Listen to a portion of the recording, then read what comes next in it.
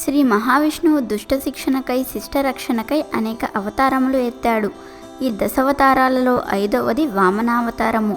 భాద్రపద శుక్ల ద్వాదశి విష్ణువు 5వ అవతారమైన వామనుడికి ప్రియమైన దినము. వామనుడు బ్రహ్మచారివటుడు, తపస్వని అయిన అదితికి కపస్య ఋషి వలన పుట్టినవాడు. విరోచనుడు అనే దైత్యునికి కుమారుడు బలి. దైత్య కులములో పుట్టిన గొప్ప శివభక్తుడు ఈ బలి.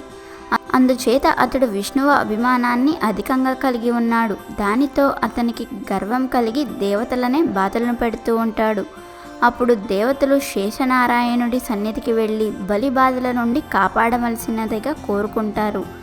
భక్తుడిని శిక్షించుకోవడానికి విష్ణువుకి ఇష్టం లేకపోయినా దేవతల కోరికను కాదనలేకపోతాడు. అందుచేత విష్ణువు వామనమూర్తి అయిన బ్రాహ్మణ యాచకుని వేషంలో బలిచక్రవర్తి దగ్గరకు వెళ్తాడు. వచ్చే వామనుడి చూసి బలిచక్రవర్తి సింహాసనం మీద నుండి లేచి దాని మీద వామనుడిని కూర్చోపెట్టి తన రాకకు కారణమేమిటి అని అడుగుతాడు. అందుకు వామనుడు తన వేద పఠనానికి గాను తనకు త్రిపద్భూమి కావాలని కోరుతాడు.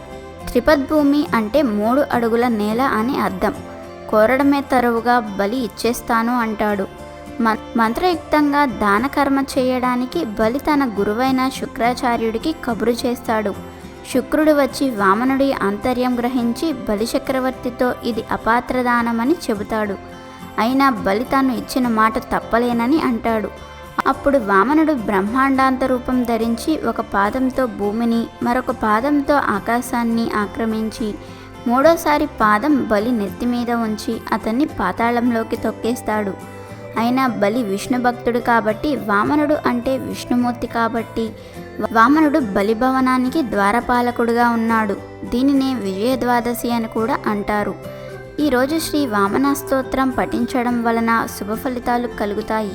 వామన ద్వాదశికి ముందు రోజైన ఏకాదశి నాడు ఉపవాసం ఉండి రాత్రి జాగారం ఉండి వామనావతార విగ్రహాన్ని పూజించాలి.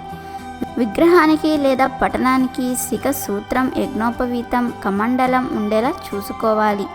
ఈరోజు ముఖ్యంగా పెరుగును దానంగా ఇవ్వాలి. ఇలా చేయటం వలన జన్మజన్మల పాపాలన్నీ తొలగిపోయి ఎంతో పుణ్య ఫలితం దక్కుతుంది.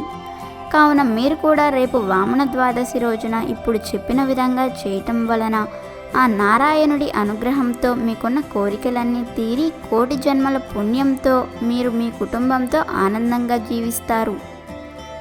వీడియో నచ్చితే లైక్ చేయండి, షేర్ చేయండి, బట్ సబ్స్క్రైబ్ చేసుకోవడం మర్చిపోవద్దు.